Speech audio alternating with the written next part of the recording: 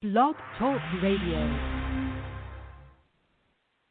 Hey, podcast listener. Are you a hacker, techie, nerd, investor, founder, or ever wanted to get into this world?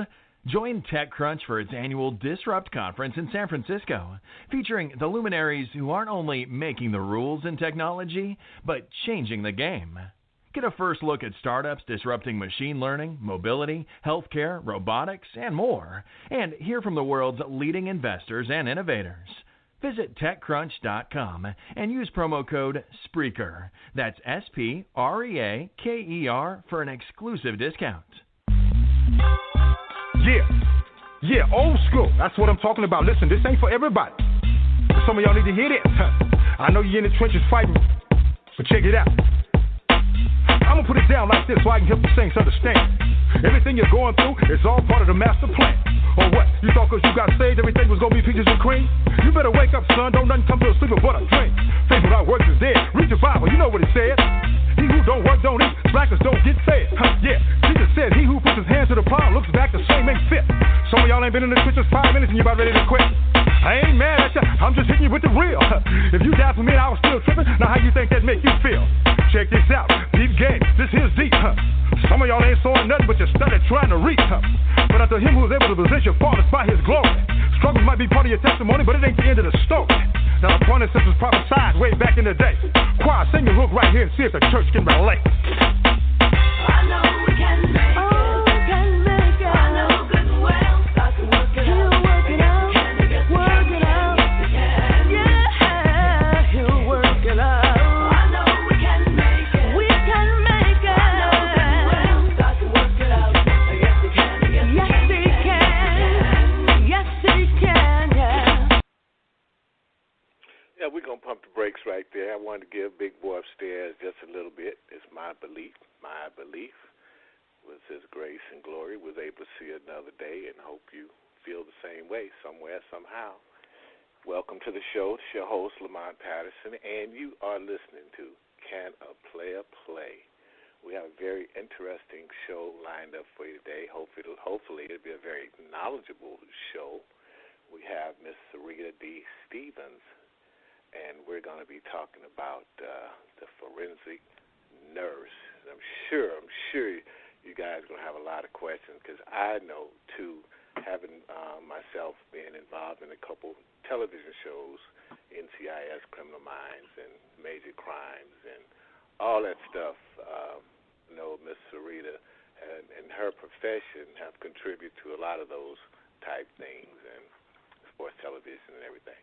Well, having said all that and me running my mouth, let me introduce our guest. Ms. Stevens, are you with us? I am. Hi there. Can you hear me? Hi, and welcome to Hi. Yes, I can hear you fine. I We can think hear you they fine. took it off Thank speaker. you so much for joining us today. Oh, you're quite welcome. I believe in educating while entertaining, and that's one reason why I wrote several of my books. Oh, fantastic. Ms. Stevens, give me a second and let me introduce you, and then we'll get it going. Okay. Today we have Ms. Stevens, an established writer of over 40 books, scripts, and adaptations. Serita Stevens also teaches writing at a variety of universities and conferences. Her book, The Ultimate Writer's Workbook of Books and Scripts for Motivational Press, can be found at many bookstores as well as her site. It concentrates on story, both book and script. In addition, as a forensic nurse, she consults with writers, producers, and attorneys with medical forensic, investigation, and poison questions. That's interesting. The Book of Poisons help writers with their question, as does the book, The Forensic Nurse. More can be seen at her website, MissSeritaStevens.com, and we'll talk about that a little more. And also on IMDb, Serita D. Stevens. And again, Miss Stevens, welcome to the show. Thank you for having me. So I look forward to an interesting conversation. Yeah, I'm so excited to have you. Ms. Stevens, kind of tell us a little bit, at least I want to know, I'm nosy. What made you decide to get into the medical profession to begin with? Well, when I was growing up, you're probably too young to remember this. There was a young adult book series, Cherry Ames, and she was a nurse-type Nancy Drew. She would solve crimes while taking care of the patients. Cherry Ames senior nurse, Cherry Ames clinic nurse, blah, blah, blah, blah, blah. And that's what I wanted to do. Of course, I found out when I got into nursing that that wasn't what we really did at that time. And about 1994, I stumbled on somebody that had a handle, Sleuth RN. So I asked her what it meant, and I found out about the new field of forensic nursing, and decided to pursue it and learn about it. And as a forensic nurse, we do a lot of different things. We help police and attorneys and DAs with investigating their medical-oriented crimes. Most of us do sexual assault investigations when somebody's been raped, as well as domestic violence, elder abuse, child abuse. Many of us work in the ER, but a lot of us work independently. But we also do death investigations. Some work as coroners in smaller counties. There are actually only a very few forensic pathologists that can qualify for doing this. And most doctors and very few nurses know how to collect evidence. So, and we also do arson investigations, motor vehicle regressions, understanding like who was driving really, was somebody trying to commit suicide by the pressure of the pedal on the foot, different things like that. I also work as a legal nurse consultant, and I recently was able to help a case where they tried to say that the woman had received a black eye by hitting her head against the wall, when in fact, first of all, it was the left side that they were claiming, but it was on the right side that her black eye, and black eyes mainly occurred from blunt force trauma, which proved that one of the guys had actually hit her. So I was able to help them win the case with that. Wow. And we are taught to be suspicious about everything. Well, I could understand why, because everybody's almost a suspect until proven innocent. Well, yeah. But, as I told the court that day, is that you don't listen to what the victim said. You listen to what the evidence is going to tell you. That's powerful stuff right there. It is. It is. We are not advocates necessarily for the victim, although we are in a way, but we're more advocates for justice and truth. Do detectives utilize forensic nurses on every case, or does it just... Not on every case, and there is still, we are still a growing area, and there are a lot of old boy detectives and, old boy doctors who don't believe that nurses have any jurisdiction or any competence there, that we should go back to our bedpans. It's been a difficult struggle. We're becoming more and more acknowledged. Some of us even work in a psychiatric setting because there is between someone who is legally insane and someone who is really who is insane medically as far as being able to stand trial. So we help the differentiation of that. Explain that a little bit, Ms. Stevens. Well, I actually haven't worked in the psychiatric division, but I believe the difference is when someone claims he's insane, it's a question of did he know right from wrong at the time he committed the crime. Right. And medically insane, is he hearing voices? Has he been sociopathic, schizophrenic all his life? Has he been on medication? That sort of stuff. That's a medical insanity, and he might still, and somebody like that still might be able to go to trial, although, it depends, I guess, on the jury and everything like that.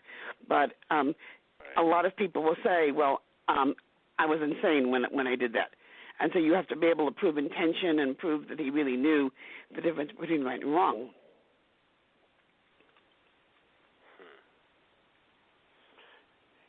I guess that's subjected to, like you said, the people that's reviewing the evidence. Right. Question. Yes. What type of evidence did you look for when victims come in the emergency room? Oh, before that, Ms. Stevens, I had a question myself, and I was thinking about your profession. Does it fall more into science or more into the medical realm, or is it? Well, the word forensic means legal. So you can have a forensic accountant who finds hidden assets, often used in big divorce cases or mob cases or whatever. You can find a forensic odontologist can tell us about whether the bite mark was a human mark or an animal mark, whether or not the person had a crown or something like that, type of teething. You can have a forensic veterinarian who can tell a difference between the dog hairs on the victim's body. And when somebody comes into the ER, the nurses are usually the first person to see the victim, and the body is the site of the evidence.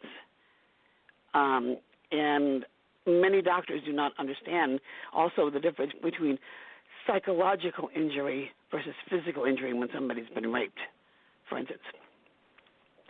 And another example would be one of my friends did a very popular movie, but he insisted on using plastic to take the evidence. And I said that was wrong because plastic degrades the evidence usually. So they usually put it in paper bags. But the director didn't want to put it in paper bags because he wanted it to be seen by the viewing audience. So, things like, it's called the CSI effect. We can't get DNA for everything, and we can't get DNA done in an hour's time. It takes weeks and weeks and weeks. And in fact, there's many, many rape cases that are piled up and are not investigated by the state, that have never been processed the way they should be. And that's usually the lack of funds. Okay, so it's not the lack. Well, I guess it could be both. Well, if the DA feels there's not a really strong case there, right, that's one reason they might not pursue it. Another reason why, if the victim, is hesitant about coming to court, which many victims are because they're afraid of recriminations or how people are going to look at them, and there's also, they're just very behind, even with the rape cases that are really valid. And for instance, if somebody, God forbid, is raped, the first instinct is that you want to go wash yourself off and change clothes. That's a bad idea because there's going to be evidence on the clothes and on your body even that might be lost if you do that, even if you wait a few days. For instance, if you wake up in the morning in a strange place and you think you might have been raped from a drug drink, it's hard. Some people take a couple days to say, oh, my God, this really did happen to me. You need to get to the ER immediately and ask for a forensic nurse. Ask for a sexual assault rape examiner. Many, many hospitals still do not have them on staff. There are a lot of people it's called a SANE, sexual assault nurse examiner, or a SART, sexual assault response team, that still are not employed. And we are not paid very much either for the most part because it's still, rapes don't occur in 9 to 5, and a good rape exam might take 3 to 4 hours, and the hospital administrator is saying, I'm not going to pay overtime, and the other nurses with you will say, you're taking all this time with the one patient. We have 6 patients waiting in the waiting room. You understand what I'm saying? So it's still, we still have an uphill battle doing it. Yeah, it still boils down to a budget thing. They don't want to spend. It boils down to money, and it boils down to people understanding the validity. And for instance, we find things like paint chips on clothing that would indicate which car hit the patient. We find if you say the rapist threw me down on the grass, where's the grass stains on your clothing? Where? We have to. Again, the evidence has to tell us what's really going on. And a lot of times it's a he said, she said too as well. So you have to be able to see what is really going on here.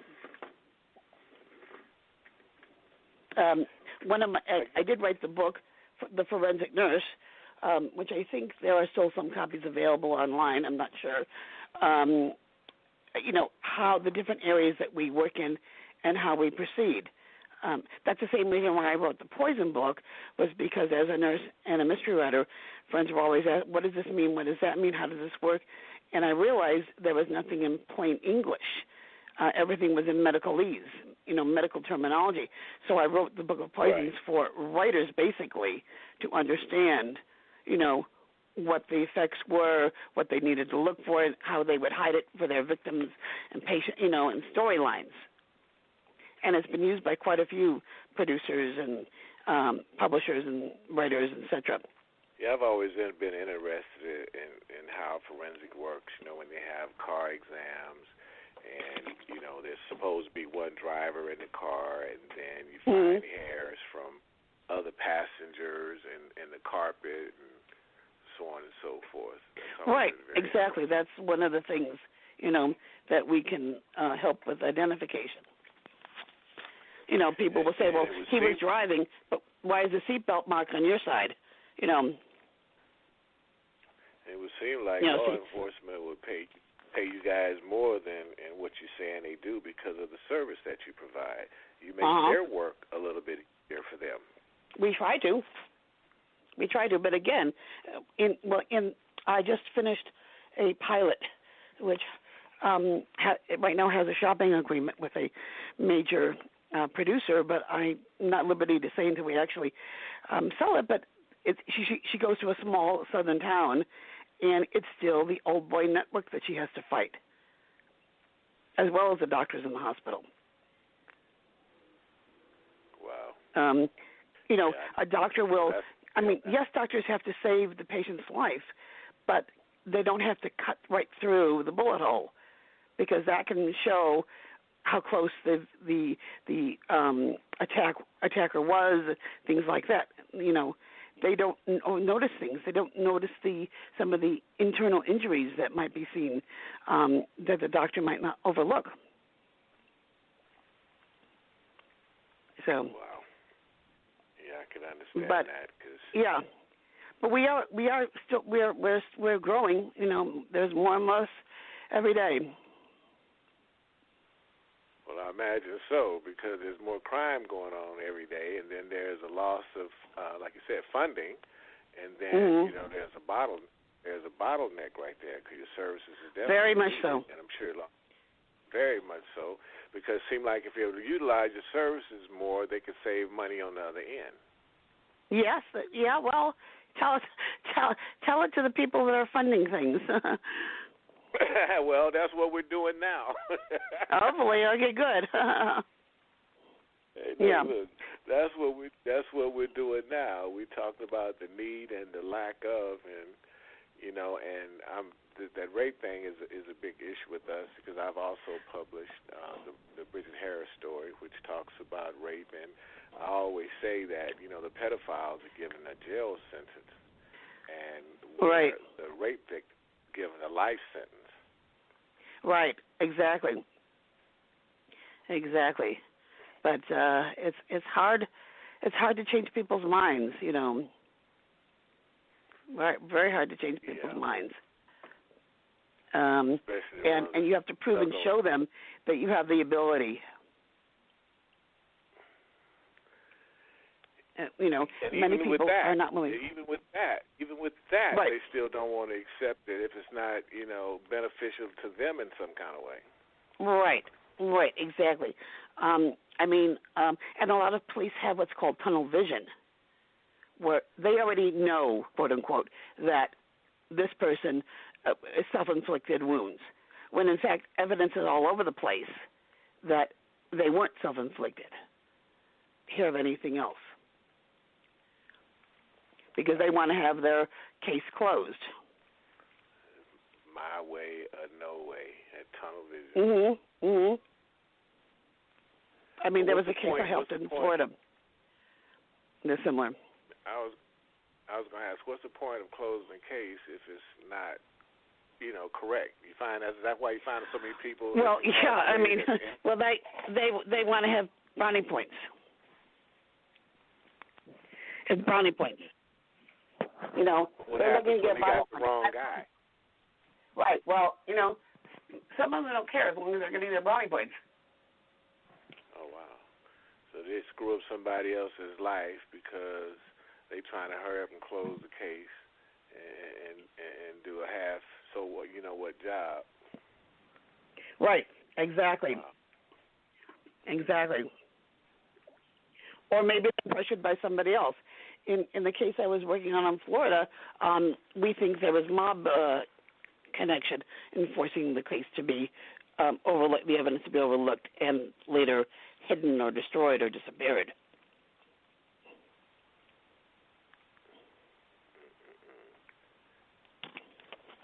So what do you do with the prisons? How do you help them?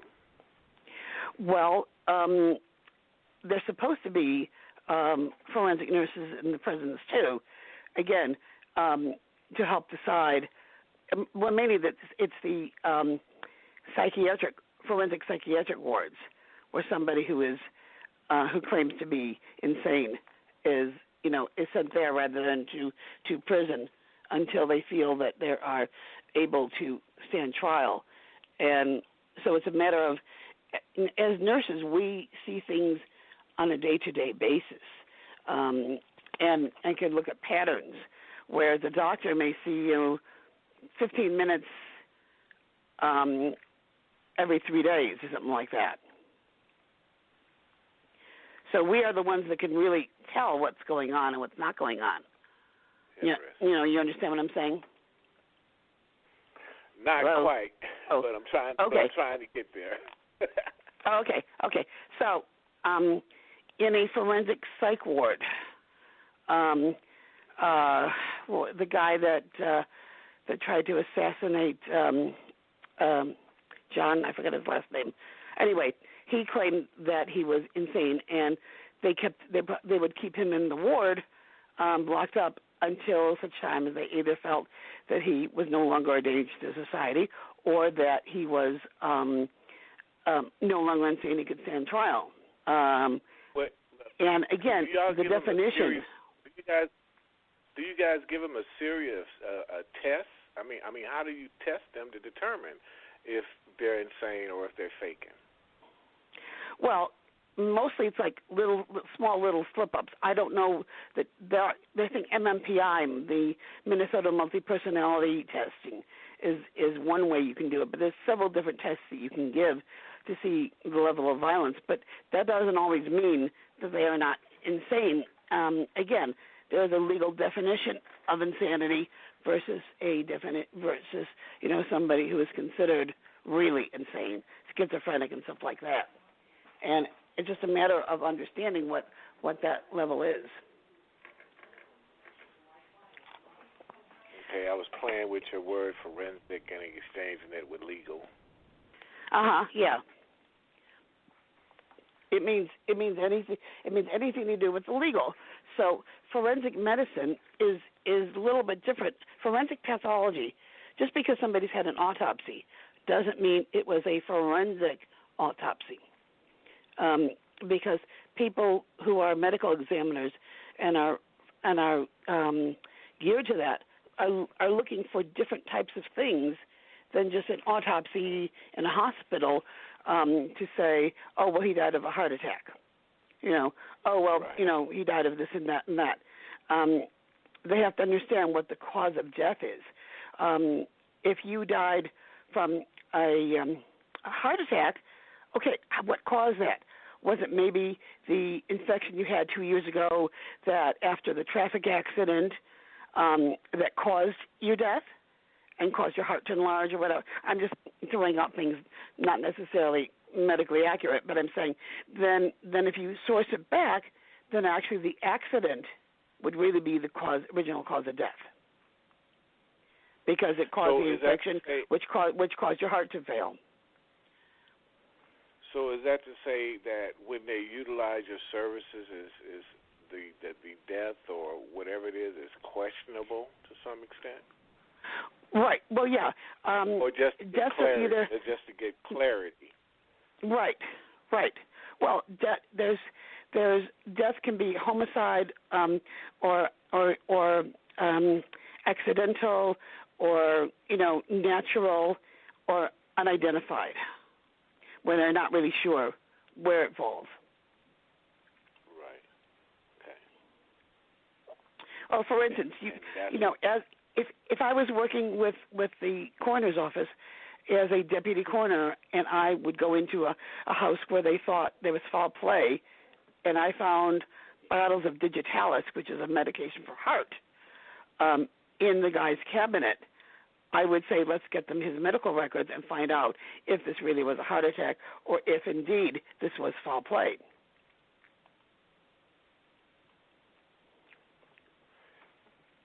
Got it.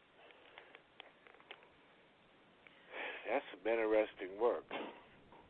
It is. It is. Just about all the TV shows you see, they utilize some type of forensic expert. But they don't utilize this enough. No, maybe it's not sensational enough or too graphic, one of the two. Well, that could be, but you can do it in a way that it's not as graphic visually. So what are some of the most exciting things that you've had to work on? Well, you mean in my nursing or in my forensic nursing or in books, or what are you talking? What do you mean? You're talking about the nursing aspect. Yes. Okay.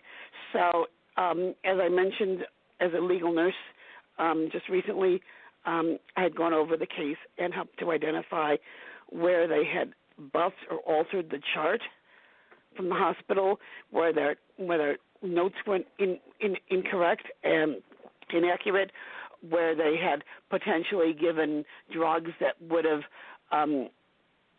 murdered this patient if they had all given them at the same time as they claim, where there were dates that were inconsistent with what had happened, as well as I said, by showing that she did have a black eye as a result of blunt force trauma, rather than on the right side, rather than hitting her head on the left side.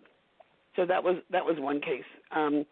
Another case was, as I said, down in Florida, where I was helping with the case.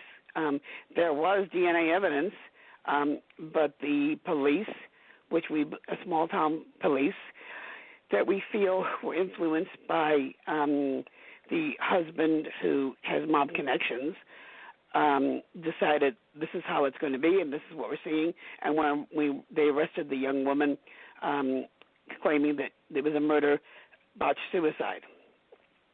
And, and the DNA evidence later disappeared, except for what the family had managed to grab. And we're still trying to help that case right now. Little things like that. It's just a matter, again, of understanding, being suspicious and looking at what's really going around and not taking people's word for everything. Well, do the doctors see you as an asset, or do they see you as a hindrance? Sometimes a bit of both. If they're modern, they will see us as an asset.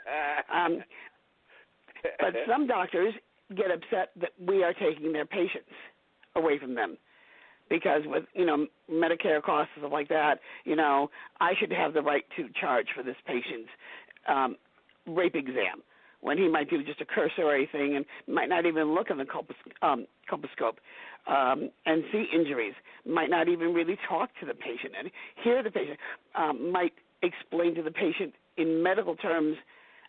One of the things we as nurses do is we interpret what the doctor is saying in medicalese in plain English for the patient to understand. So again, it all depends on how well, and the doctor often, as I said, they want to save lives. Of course they do. So do we. But we also want to try and preserve the evidence and keep it from contamination and keep it so that there's a chain of custody that can be used later on if this goes to court. Right. So it just depends on where you are, what hospital you're working with, that sort of thing. Yeah. And as I said, there are many independent sexual assault nurses that will be on call with the police department. But most rapes don't happen 9 to 5. So, you can have worked a full shift in the ER, and 10 minutes later come home you start to fall asleep and you get a call at 2 a.m. in the morning that there's been a rape and you need to go back to the hospital.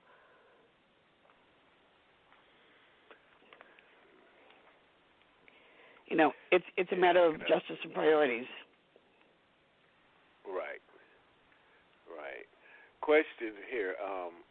I know we had mentioned, you had talked a little bit about you helping writers and producers and stuff with their material. Yes. Uh-huh. I mean, do they present you with their script and you read through it and see what's accurate or not and get back to them with some type of rewrite? Or I often do, right yes. Yes, I often do. I very often do. In fact, I was recently on Discovery Channel, a show called True Investigations, and I helped them analyze about a serial poisoner in the 1940s, I think, Graham Young. He was poisoning people with thallium, which really isn't used so much these days, but was very popular then. So, I've seen my book of poisons on the desk as a prop in SVU shows and stuff like that. So I know that many producers and writers have used the book. That was some great product placement. Exactly. And did you ask for it, or they just did it? No, they just did it. Oh, that's even better. Yeah. Even better, yeah. Yeah, that's even better. So, I mean, just, and I have had people asking me, one woman, it was April Fool's Day, asked me about something, and I think she was wanted to know something, how effective something was as far as fooling her husband. Hopefully, getting rid of her husband. Hopefully, she was fooling me. But in the book itself, things very vague as far as what's really needed as far as poisoning, because, first of all, everybody reacts differently to poisons. It depends on their age, their weight, other physical conditions, what their history is, things like that. So one person's poison maybe won't affect the other person as much.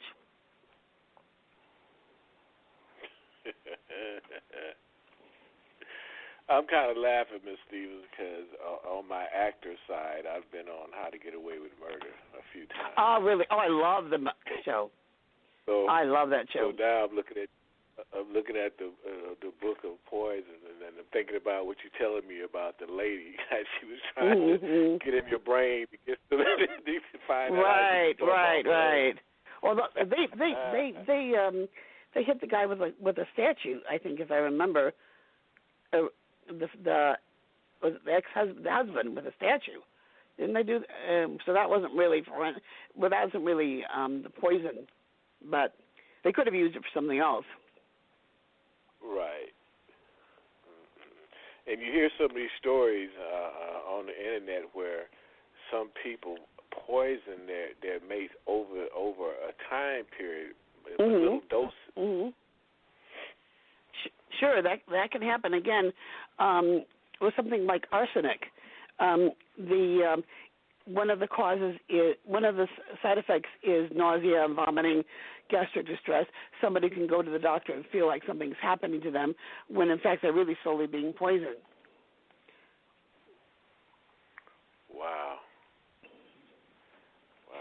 The poisoner, Graham Young, that I mentioned, he kept a diary of how long it took and how much he needed for certain effects to occur. Is that the serial poisoner? He was a serial poisoner, yeah. Yeah, that's what I'm trying to understand. That was a serial poisoner that kept a diary. Golly. Yeah. So, wow. Well, many of them are proud of what they're doing, you know, and they want to be able to show it off or you know, they want acknowledgement. Wow. This guy probably was a super intelligent guy that just crossed over. I'm sure he was, yeah. I'm sure he was. Wow. Sad part is it's a lot of them out there. Yeah, there is. Yeah. So how well do you get along with attorneys? Oh, excellent. They call on you to help clear their well, usually if it's say a medical malpractice case, or even say an injury, a motor vehicle accident, you know, type, you know, you can tell like who was driving, who wasn't driving, and a lot of different things that nurses can help with legal nurse. I helped one case about asbestos poisoning. You know, somebody working on the docks. Right. Asbestos. That took out a lot of people. Yeah, sure is. Yeah. Yep. There's a lot of dock workers. You know, a lot of people can get it, and they don't realize it. Wow. What do you do when I know in real estate I hear a lot of people talking about mold in their bathrooms and stuff. Oh yeah, mold. Mold can really, you know, get people very, very ill. And again, it just depends on how somebody can react to something totally different. It can not affect somebody. And that depends on the person's body chemistry. It depends on the person and how strong their immune system is. You know, what their history is.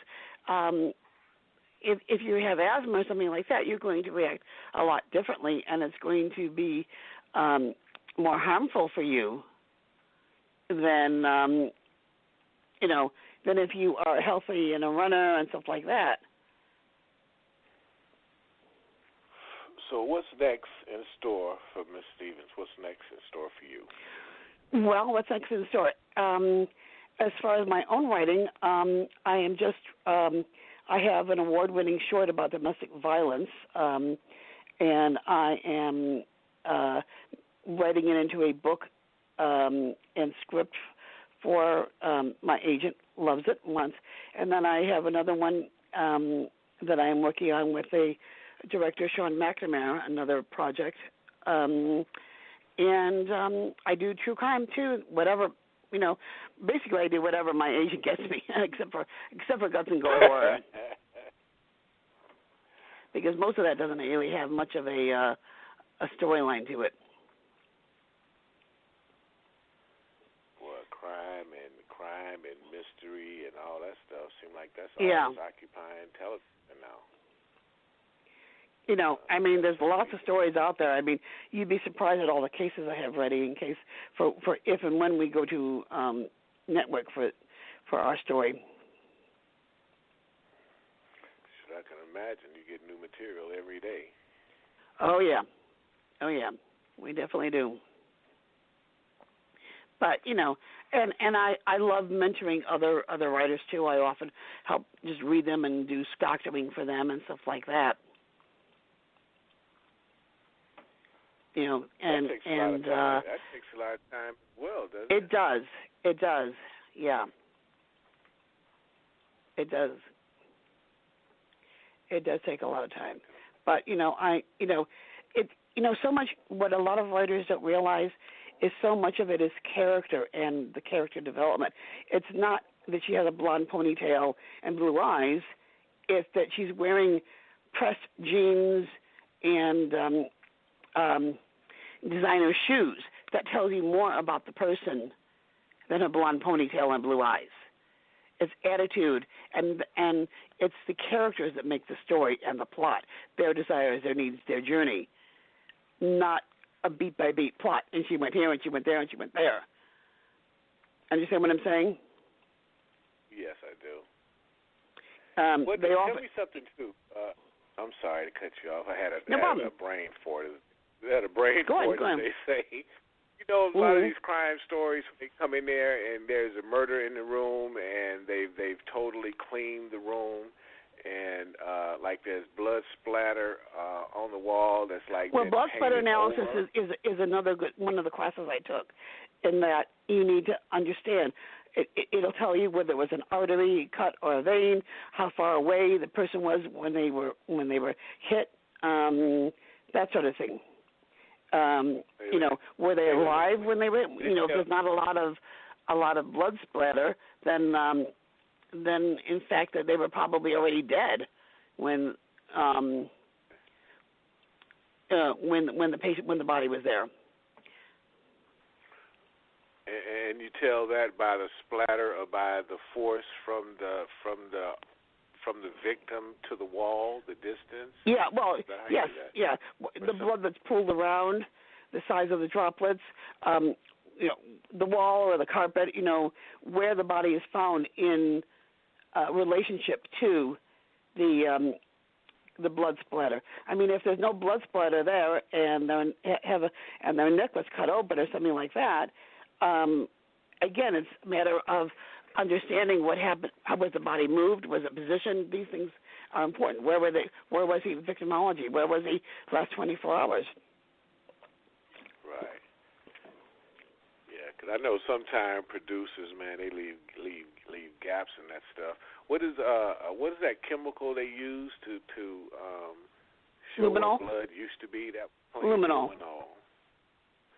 Is that something that's used a lot? Oh, that's used a lot. Yes. That's used a lot, yes. And they also have some other things that they're using now, too, and I forget the name of it right now.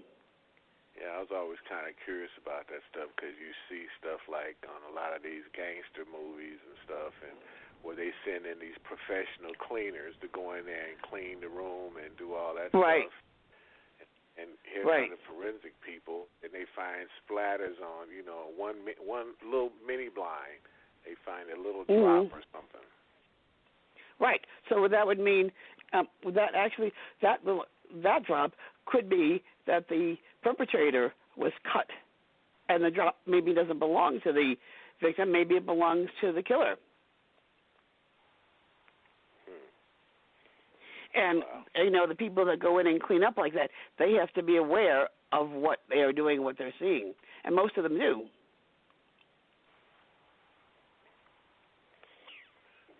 Yeah. That is so interesting right there. And if somebody wanted to go to school for forensic nursing now, I mean, how long would it take them to go to school to get that? Well, first of all, you need a Bachelor of Science in Nursing. That's a 4-year program. Because there's 2-year programs and 4-year programs. And then the International Association of Forensic Nurses, you can look it up online. I don't remember where they're located now. I think in Maryland, I'm not positive. But they will have a list of schools and places you can get training. You can go and get a master's in forensic nursing at a few schools, not many yet. And you can also take independent classes, too.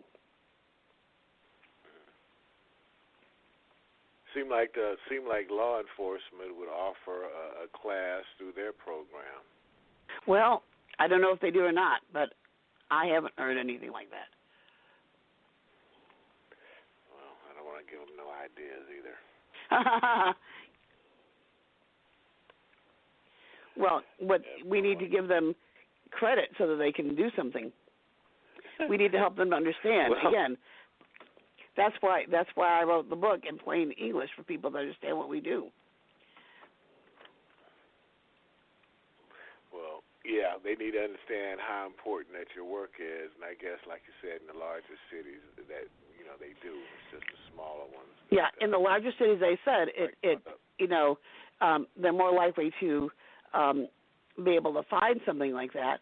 But in the smaller towns, a person does not have to be a medical exam or even have any medical training to be a coroner. In some of the smaller areas, they could be a hardware store owner, funeral director. Many of them don't even understand. Wait, did you say they don't need any training to be a coroner? Each state differs whether or not the coroner has to be elected or is appointed. But because there are so few forensic pathologists, they're mainly in the larger cities, so that in a small town, small area, the person who has taken the job of coroner, which usually does not pay very much, they're given a basement room somewhere and not much consideration. They often do not have any real medical training to tell the difference between this person, what is the cause of death here? They're going to write on a death certificate, he died of a respiratory failure or cardiac arrest. Well, everybody dies of that. One time or another. Yeah. So. So I mean. That's a catch-all description, huh? Uh-huh. Yeah. But again, it's a matter of understanding what caused the death.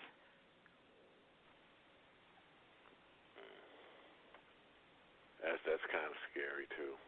You could get elected into scary. a position without really having any training. In the story that I'm working on right now,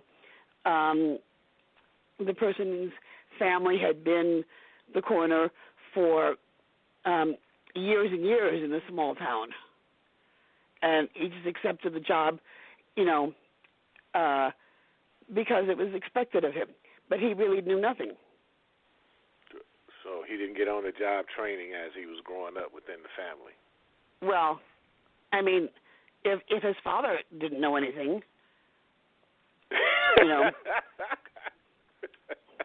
Okay. Unless he went to, I mean, some people think that because he worked in the funeral industry that he, was educated, but most of them are not. I mean, you can tell when somebody's not breathing. That's about it. That was funny, Miss Stevens. If his father doesn't know anything. I mean, you've got to understand where people are coming from. That is so true. That is so true. You can lead a horse to water, but you can't make him drink. Absolutely. And you have to look and see, where is this information coming from? That's scary too. Uh-huh. It is. And that people do, they trust everything the coroner says, without even seeing if it's really valid or not.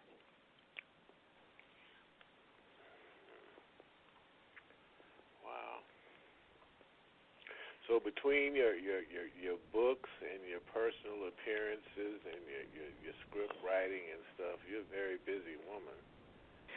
Yeah, I'm busy. I'm often busy, yes.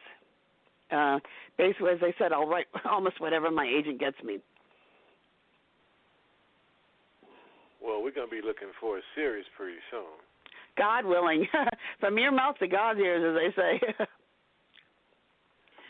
And I hope that'll happen soon. And I'm dying to play an attorney on somebody's murder mystery. Oh, well, maybe. One never knows. Yeah. Definitely my friends at LinkedIn are going to know for sure what happens. I know. It's just, you just got to...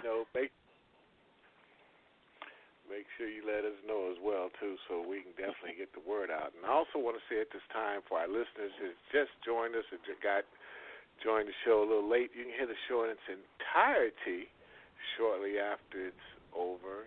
And if you'd like to ask Ms. Stevens a question now, just press number 1 on your phone, and I'm sure she'll answer it for you. I will answer the best I can. Just don't ask her what's the best poison for your significant other or nothing like that. Yeah. Just don't ask that one. People might be, one of my books, because I do teach writing, one of my books is, as you said, the Ultimate Writer's Workbook for Books and Scripts. And they can see more by going to my website, which is SeritaStevens.com, or it's also available on Amazon as well.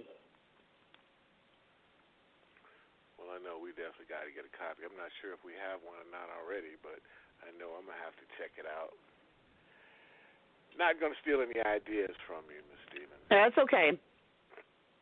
Well, I tell my students we can all be writing a story about 4 people in a room, and each story is going to be different because it's the characters, who they are, and what they want that really matters in the story.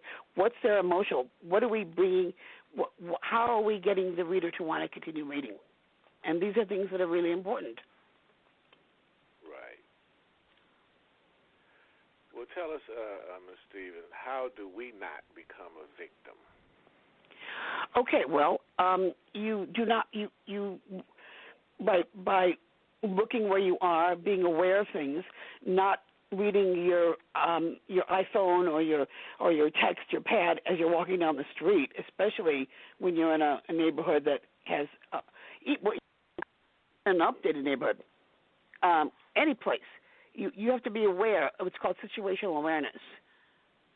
Yeah. Okay, yeah. It's called situational awareness. Be aware of where you parked. Be aware that your stuff is under the seat of your car rather than on top of your on the driver's side. Be aware of landmarks around, and walk with a friend or something like that if you can. And if something does happen, again, try and take as much information as you can. The sights, the senses. Does he smell? Does he say something differently? Is there something different about his clothing? Anything you can remember is usually going to be helpful.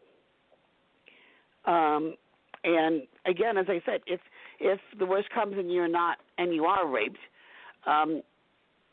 try to get to the hospital as soon as you can, and not change clothes.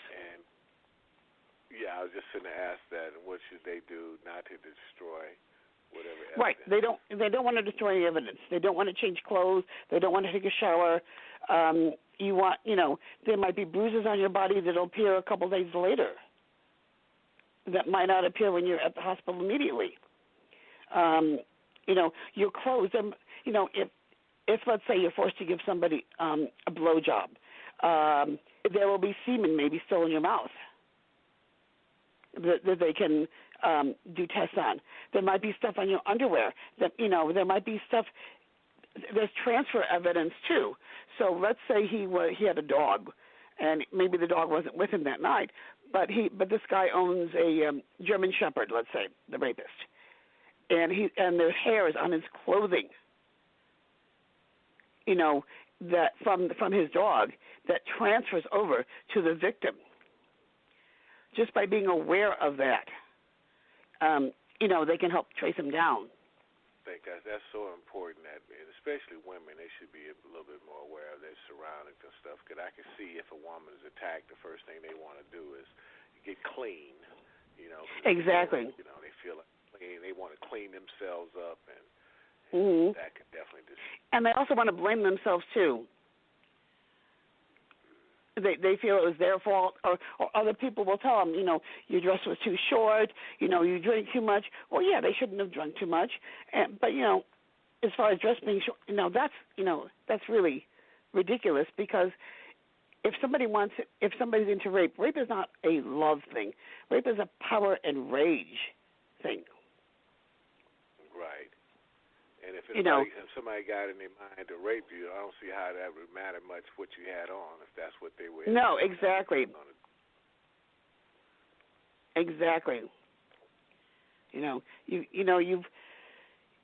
people will take it that many of the rapists will look for opportunities. She's walking alone. Have your keys out when you're and you can even have your keys out with them pointing like as a weapon in between your knuckles if you're walking. Try to park under the lights. Things like that. We're away in an isolated park of a parking lot.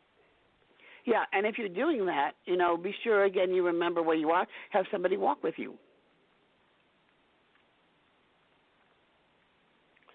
And for whatever reason, why do people like to lock their cars up? They leave a lot of stuff sitting on their front seat. I know. My daughter does that all the time, and I yell at her for it. But, nothing's ever going to happen to me. It's like asking for it. Exactly. Yeah, the kids think nothing's ever going to happen to them. They're asking. Well, exactly. I thought that too, Miss Stevens. The last week, somebody hit my bank account. Oh no, scam. really? Oh my God. I thought it would never happen to me, also, because you see it on TV. But it ain't gonna never happen to me, but it did. Wow. Well, actually, I got involved with one of the Nigerian scams many years ago because I foolishly believed that they actually wanted a spa that I was selling from my backyard that the people before me had left. And I cashed the check, and then I ended up having to pay because they disappeared. And I should have known better. Yeah, boy. I should have known better. Nigerians are known for that. Oops. Yeah, I know. I should have known better. But I didn't. Oh, wow. I didn't know better. I know. Again, I thought it's never going to happen to me. I'm smart. Yeah. Well, they go to they go to school for that one right there, and I'm sure the they money do. orders. Yeah. Right. And the fake money orders and stuff. Right. Right. Exactly. Exactly. Wow, yep. Boy. So, there's a lot of things that people can do to protect themselves. They just have to be aware of what's around them and what's happening. Aware. Mm-hmm. At all times. At all times. At all times, especially right now. Oh gosh! Is right about now. Yeah, everything is going crazy. I saw the movie Detroit the other day. Oh my God, that was so sickening. What happened? Wow. Have you seen it? I have not saw it. No, not yet. Oh, it will. We're down to the last a minute. Yeah, we're down to the last minute. Okay. Anybody have any questions? And I definitely want to thank you for coming and join. And tell us your website again, really quick. www.serita Serita Stevens STEVNS.com. Got it. And the show will be available again, like I said a few moments earlier, in a couple of minutes. You can get it everywhere around the world. You can get it in its entirety if you want to miss something. And reach out for Miss Stevens. Get a book. If you didn't get something and you need some more information, you can get in contact with us at worldmovement.com. And I'm always happy to answer questions as much as I can, to the best of my ability. Except for that one question I told you guys not to ask her. Right. We don't want to say you learn how to get away with murder on this show. Right, exactly. You've been fantastic, Miss Davidson. Thank you so very much. Thank you. I'm always happy to help. Okay, and we will be reaching out for you again shortly. Believe that. Okay. All right. I'll keep you posted about anything happening. Thank you so very much. Okay. We'll talk about our shows, too, a little bit. Okay. Yep. Absolutely. All right. I'll be talking to you soon. Yeah, old school. That's what I'm talking about. Listen, this ain't for everybody. Some of y'all need to hear this. I know you're in the trenches fighting, but check it out. I'm going to put it down like this so I can help you things understand. Everything you're going through is all part of the master plan. Or what? You thought because you got saved, everything was going to be peaches and cream? You better wake up, son. Don't nothing come to a sleeper but a dream. Faith without works is dead. Read your Bible. You know what it said. He who don't work don't eat. Slackers don't get fed. Yeah, Jesus said, he who puts his hand to the plow looks back the same ain't fit. Some of y'all ain't been in the trenches 5 minutes and you about ready to quit. I ain't mad at you. I'm just hitting you with the real. If you died for me and I was still tripping, now how you think that make you feel? Check this out. Deep game. This here's deep. Some of y'all ain't sawing nothing but you started trying to reach. But after him who was able to position faultless by his glory. Struggles might be part of your testimony, but it ain't the end of the story. Now the point is, this was prophesied way back in the day. Choir, sing your hook right here and see if the church can relate. I know we can make it. Oh, we can make it. I know good and well. God can work it out. He'll work it out. Work it out. Yeah, he'll work it out. I know we can make it. We can make it. I know good and well. God can work it out. Yes, he can. Yes, he can. Yes, he can. Yeah. Thinking not strange, the fiery trials are to try you. You say, why you? But your church say, what would Jesus do? Why you asking if he ain't trying to do what he's saying? He told you he was going to have tribulations, but you thought he was playing. 1 minute you're telling how good God is and can't nobody beat your talk. The next minute you're backsliding so fast, look like you're moonwalking. Oh yeah, I'm preaching to myself because I ain't no better. It ain't like I've been following his every word, obeying it to the letter. So we soldiers, we got to remember that. Regroup, stay on point. Yeah, bow down, confess, repent, stay humble, let him anoint. It ain't easy as I thought it was. I'd be lying if I told you that. But it showed up getting better all the time. Trust me, that's a fact. Ain't nothing we going through that can't be handled. God put that on his son. Like they say, you can shout now if you want to, because the battle's already won. So while you're going through the valley, don't even trip. You're going to be on top. Choir, sing the hook line one more again. This time you don't stop. I know we can make it. We can make it. I know good and well. God can work it out. Yes, he can. Yes, he can. He'll work it out. We can make it. I know good and well. Oh, yeah. Yes, he can. Yes, he can. If you let him, I know good and well. He can work it out. Work it out. Work it out. Work it out. Work it out. Oh, he'll work it out.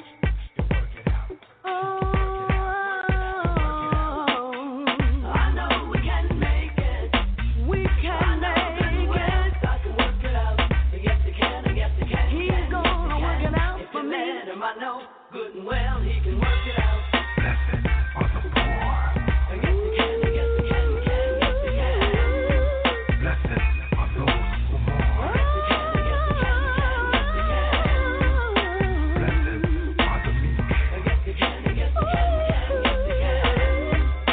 Blessed are those who hunger and thirst after righteousness. I know we can make it. I know good and well. God can work it out. Yes, he can. Yes, he can. Yes, he can. I know we can make it. I know good and well. God can work it out. Yes, he can. Yes, he can. Yes, he can. If you let him, I know good and well he can work it out. You sit at a desk. They sit at a desk. You have sales reports. They have book reports.